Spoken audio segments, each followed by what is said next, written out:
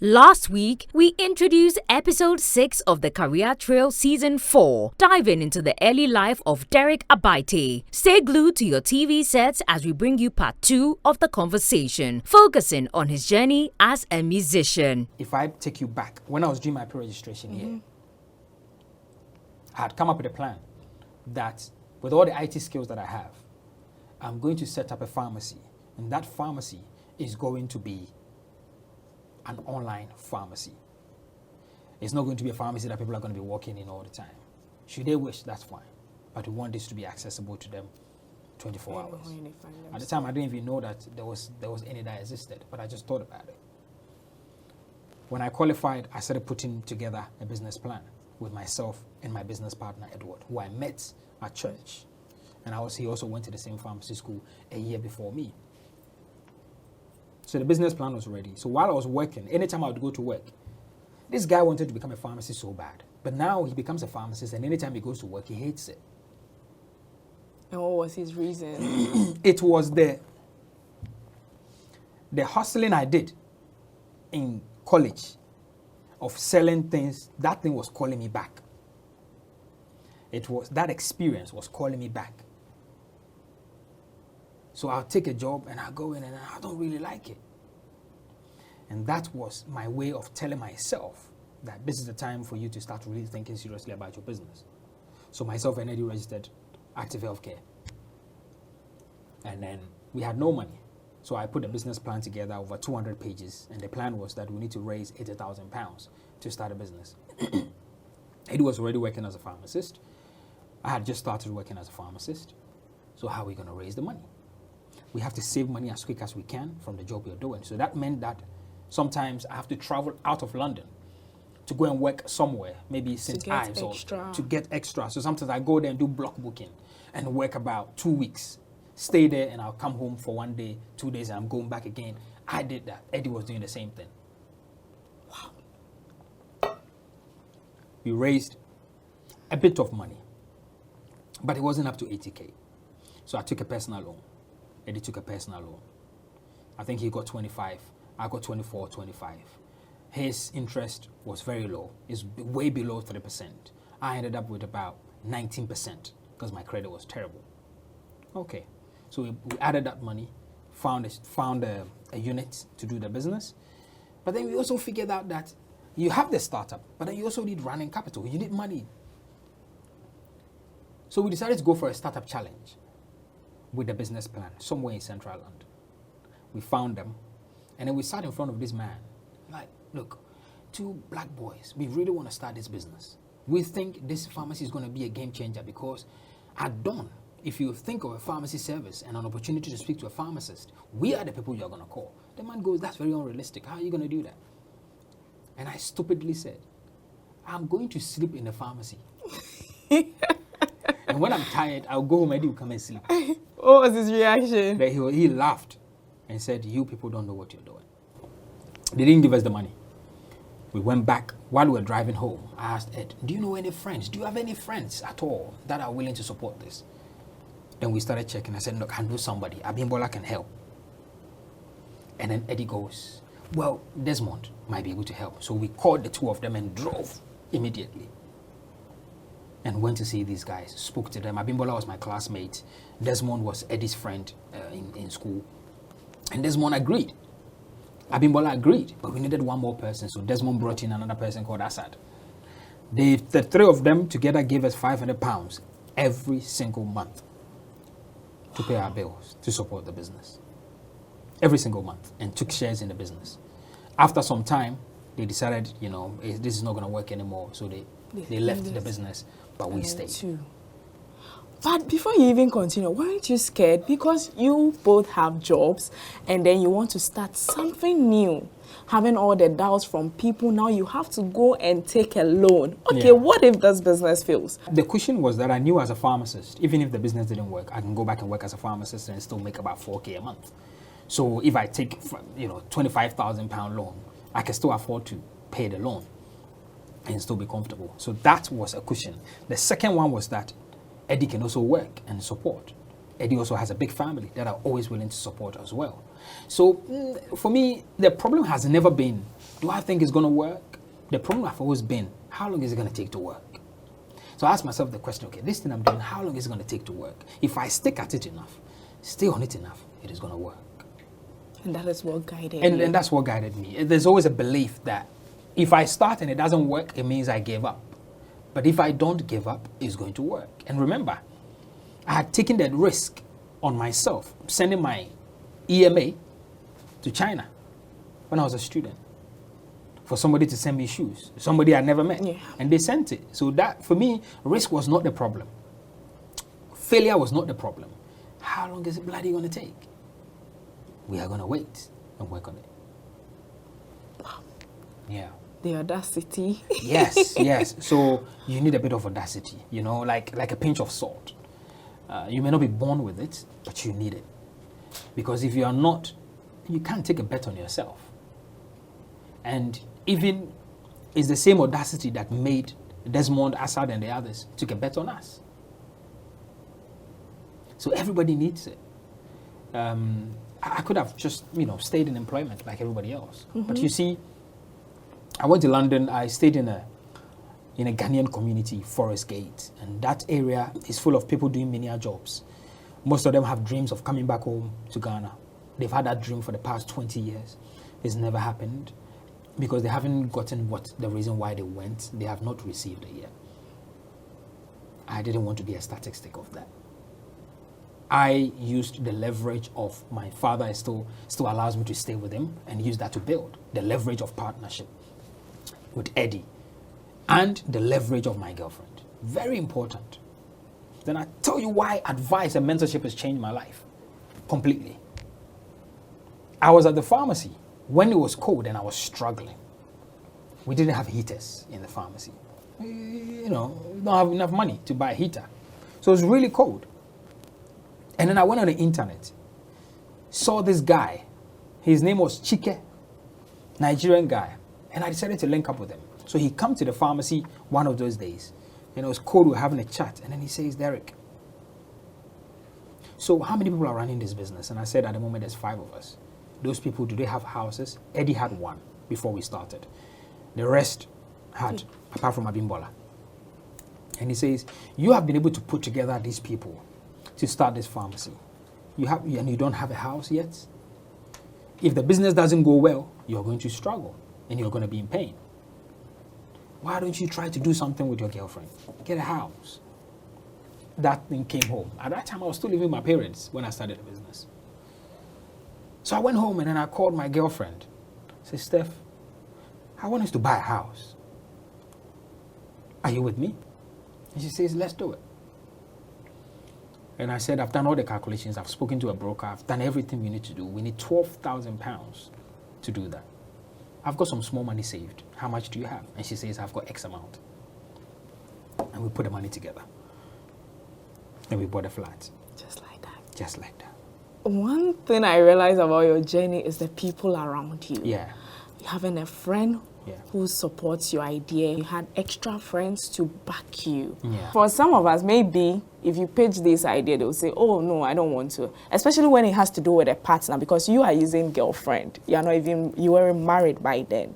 And this person has to invest in the idea. Yeah. I mean, why did they think that they did it? Right. As a human being, Yeah.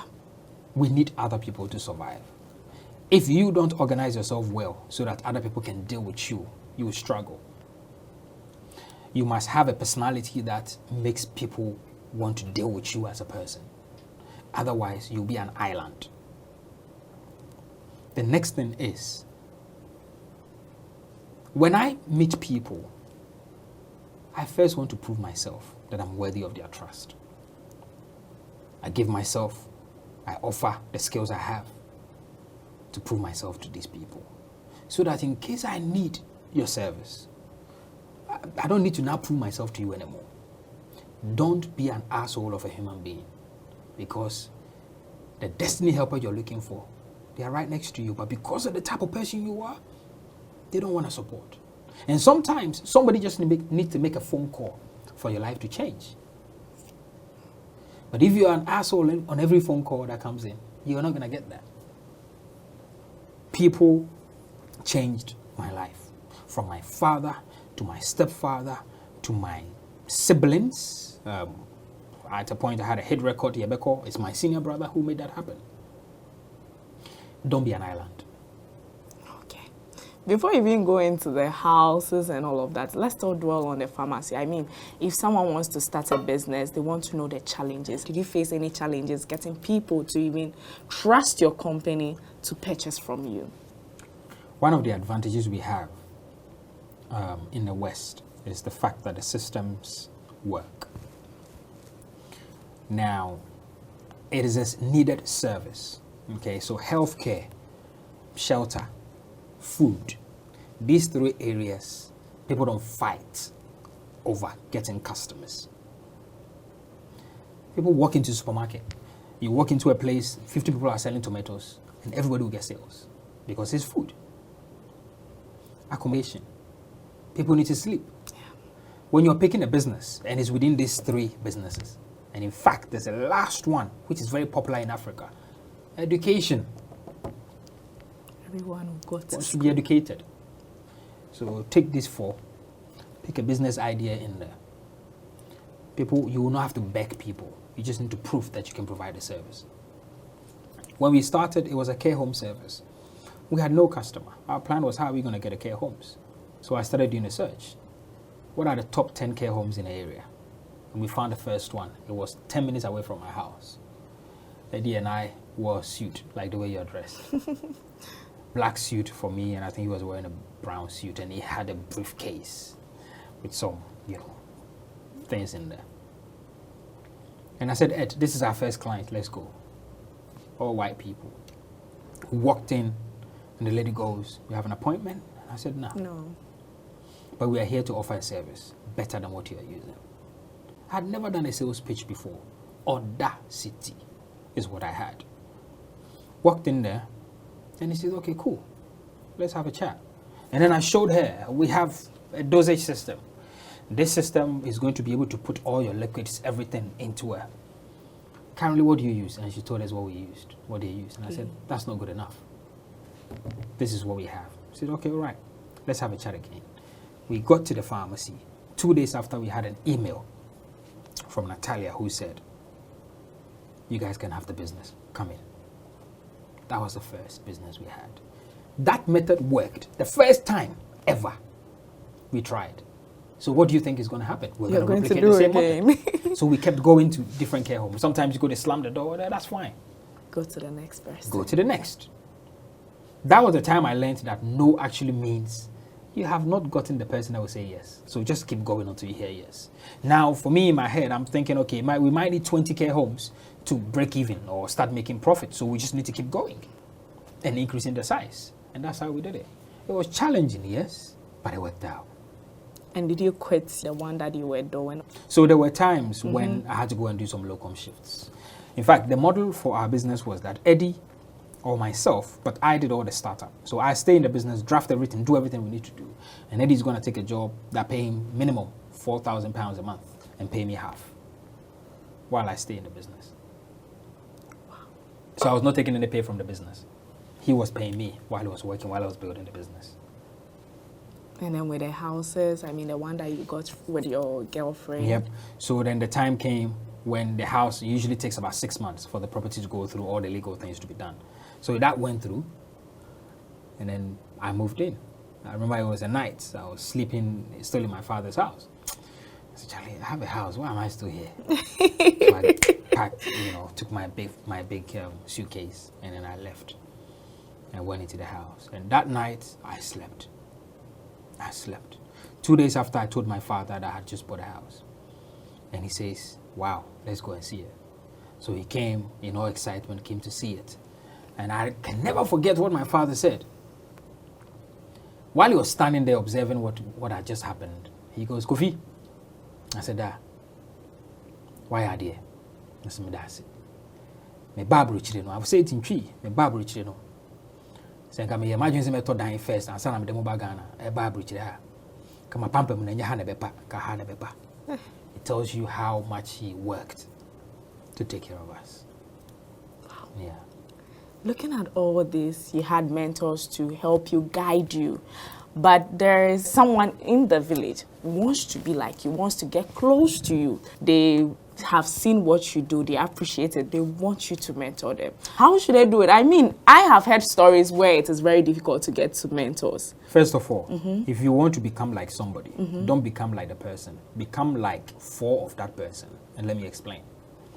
If I want to be like you, I'll find 4 people like yourself and I'll study all of them. That will create a model for me that I can become. Then it becomes unique. That's the first step. The second step is that mentorship in its actual sense is not free. I offer mentorship, but people pay for it. There are some people I mentor for free, but there are some people who pay me for their mentorship. Now, there's a reason why. You get to a certain level where your time becomes very, very precious. If you open up mentorship to everybody, you will not even have time to eat. I've been to some of the big men's offices, and sometimes when you get there, there's over 20 people waiting in line to speak to them. What time would they have for themselves? Okay, if you're looking for a mentor and the person is, let's say, in Accra, in the Connected Minds studio, and you can't find them, start with your area. My first mentor was in my church. It wasn't a multi-millionaire. Ernest Asare, from church. Why? Because he's an IT guru, somebody studying IT that has a skill that I want to learn. So he's the person I go to today. When I'm doing a mentorship class, I speak to Ernest Asare first. I'm looking for the next technology to help with Connected Academy. He's the person I call. From church. He is growing and I'm growing. He is there and I'm here. Sometimes the problem is that I want McDan to mentor me. But the man is busy. He doesn't have time. So what do? Kwame Yeboah in my area is also an importer. I'll learn from Kwame Yeboah. So that slowly I can get to a closer level to McDan. The universe my place has in the same room. Also, the problem a lot of people make is that, hello, hi, hello. You have no idea how many of these messages I get in my inbox. Hi, Mr. Derrick. Hello, Mr. Derrick. Can you speak already? Like, are you expecting us to have a conversation as if we're on WhatsApp? How are you? Who is this? How are you? How are you doing? Also, the value. I have a young man called Harrison. He put a plan together. This is how I can change the Derrick Abaitey brand. If you give me the opportunity, I can make it happen. I called him into the studio. Come, let's do it. He works with me today. Value. If you want to be close with someone, offer them value. That's it. But some people just think when we say mentors, it has to be somebody who is a multi-millionaire. It could be your pastor. It could be the usher. Right? It could be the nurse who just qualified. And you are trying to be a nurse. It doesn't have to be Gifty Auntie. Because they don't have time. Thanks for that education. You're welcome. All right. Now, while reading on you, I was very shocked. You've mentioned it here, but we want to just go into that journey. I was very shocked to find out that you were a musician. I don't know if you are still, but you were a musician. And I saw one video with Bisakede. Yeah. What's the title? Yebeko. Yeah. And I'm like, no, he's not the one. I had to go back and play it again. Go back and play compare it the again. hairline. And then you're like, Charlie. Nah, he's even singing. Yeah. And I'm asking myself, how did you find yourself in this space? Right, I can rap. You want me to do it right now? I'm joking.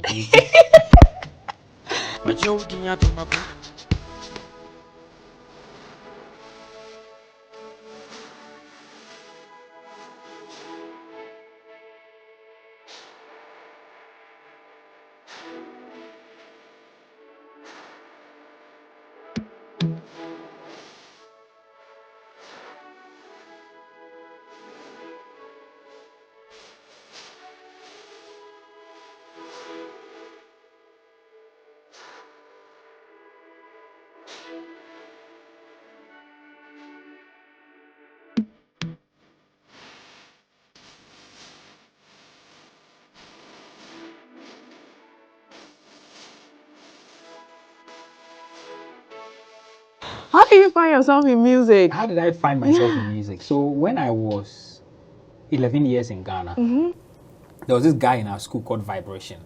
And anytime in Hector, called Vibration, and anytime doing entertainment, Charlie, the guy had swag, man, and the way he used to rap and things, I used to admire the guy.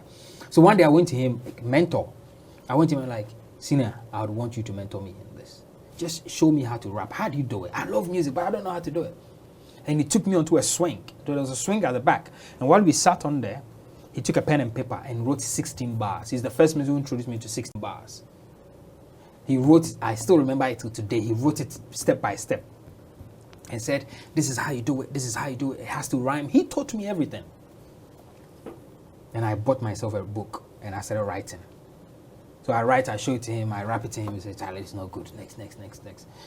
And then I started going to the funeral DJs. You know, there are some DJs that used to just DJ at funerals.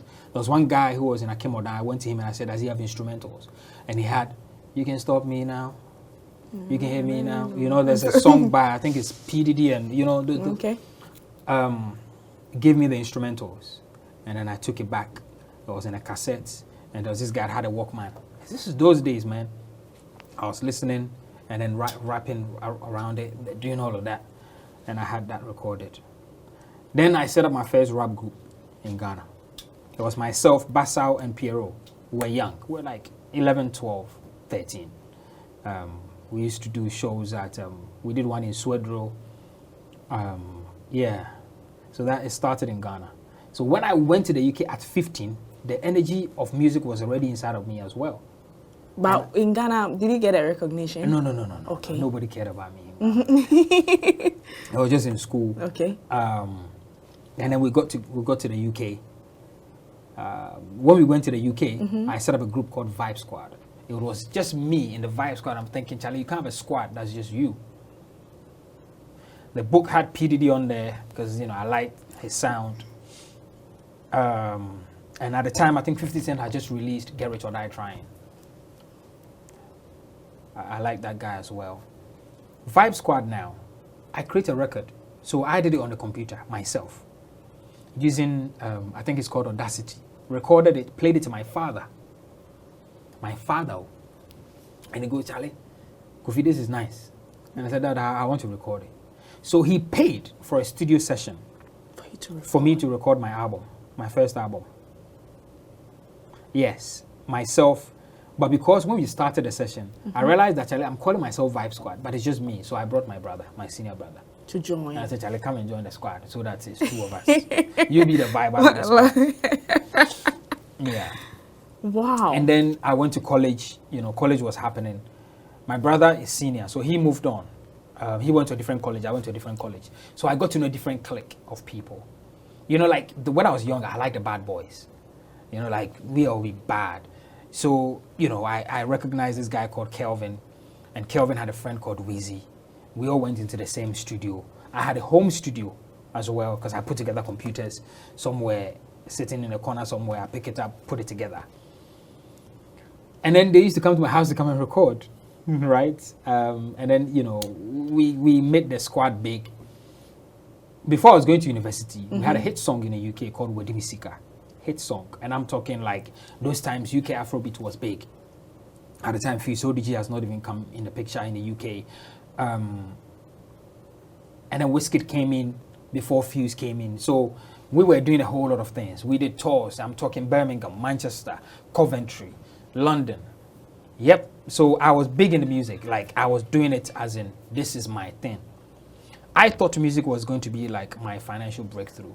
Next week on the Career Trail. The song was growing very fast in Kumasi. So I came to Ghana with Bisa and we went on a tour.